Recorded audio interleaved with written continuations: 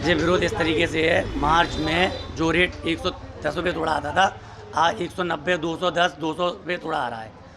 हम व्यापारी लोग इतने परेशान हैं कि रोज रेट ग्राहकों को बताते बताते परेशान हो चुके हैं।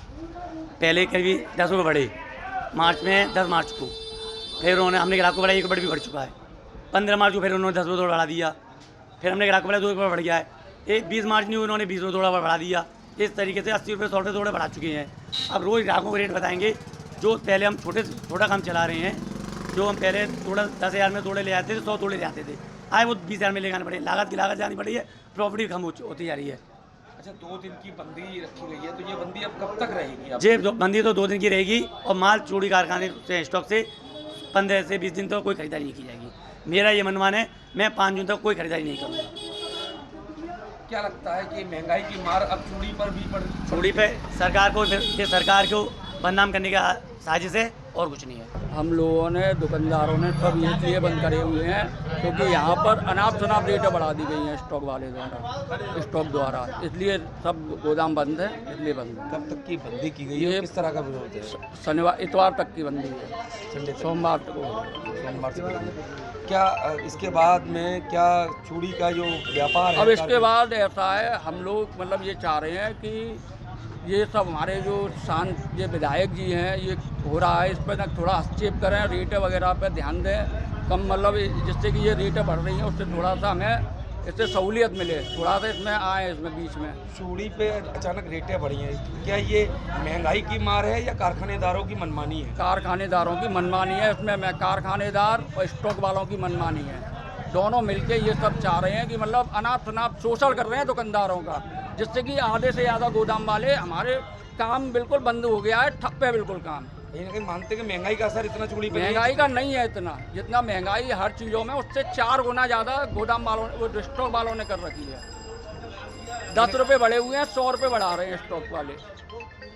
तो आज कितनी दुकानें यहाँ आज बंद हैं? और ये और कह रहे हैं हमें धमकी और दी जा रही है गोदाम वालों को, ऐसे ही रेट बढ़ेंगी कि इसी तरह से आपको माल लेना होगा, ये कह रहे हैं स्टॉक वाले सीधे अब धमकी दे रहे हैं। क्या इरादा है आगे का? ये इरादा है हम लोग, मैं तो दुकानदार भाइयों से सबसे अनुरोध करूंगा, फिलहाल में ये ना खरीदें माल महंगा, थोड़ा सा इन्हें शांत, मतलब थोड़ा सा आराम से माल खरीदें, ज़्यादा माल ना खरीदें। वजह एक है कि रोज जब से युद्ध चालू हुआ है, जब से यहाँ अकाल पड़ गया है फिरोजाबाद के अंदर, यहाँ का युद्ध सब में बढ़ा है। रोज पैसे बढ़ रहे हैं, 10 रुपया, 15 रुपया, 20 रुपया, कभी 60 साल का रिकॉर्ड है आज। 60 साल में कभी 10 रुपये से ज़्यादा नहीं बढ़ा गर्मी की वजह से। और आज उद्योगपति रोज़ पैसा बढ़ा रहे हैं, अपनी मनमानी कर रहे हैं। इससे व्यापार चल जाएगा? हम व्यापारी से ऑर्डर लेते हैं, जिस रेट में मिलने आया है उसी से ऑर्डर लेंगे कि कल 10 रुपये बढ़ गया, परसों 10 रुपये बढ़ गया।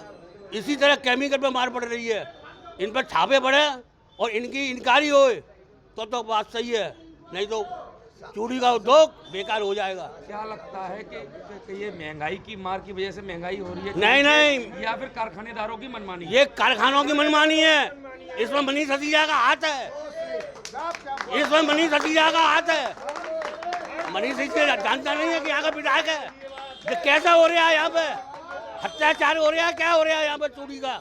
विरोध प्रदर्शन कब तक रहेगा भाई? जब तक जनता जाएगी, जब तक जनता तो सड़क पे है ही है, मजदूर सड़क पे है ही है। भूखमरी का जब काम हो जाएगा, जब लूटपाट होगी, और क्या होना है, योगी को बदनाम किया जाएगा।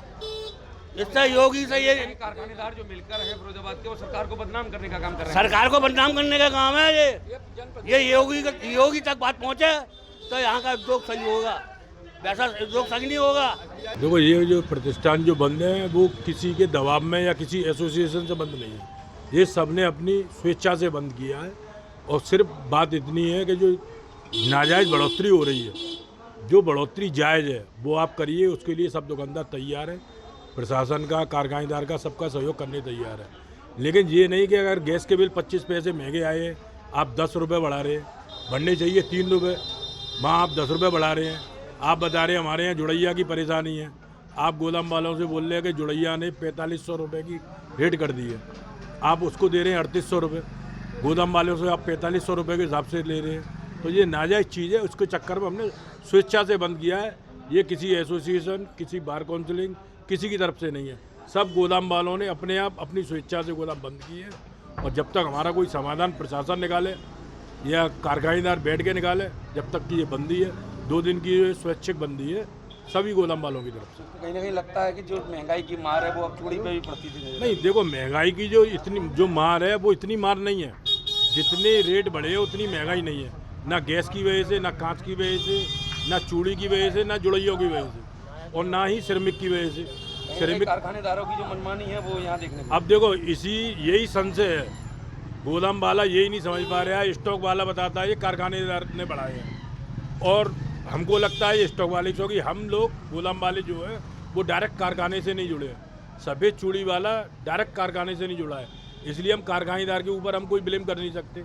हम जिससे माल लेते हैं हम उसकी बात कर रहे हैं। कारखानेदार ने कितने बढ़ाए हैं, स्टॉक वाले ने कितने बढ़ाए हैं, उसी बीच का संशय है, उसका समाधान हमारा निकल जाए, कोई दिक्कत नहीं है। चूड़ी में जितनी बढ़ोतरी हुई है उतनी होनी नहीं चाहिए, ये अप्रत्याशित है, इतनी नहीं होनी चाहिए। जो जायज़ बढ़ोतरी है उसे आप करिए, उसे हम मानने को सब तैयार है।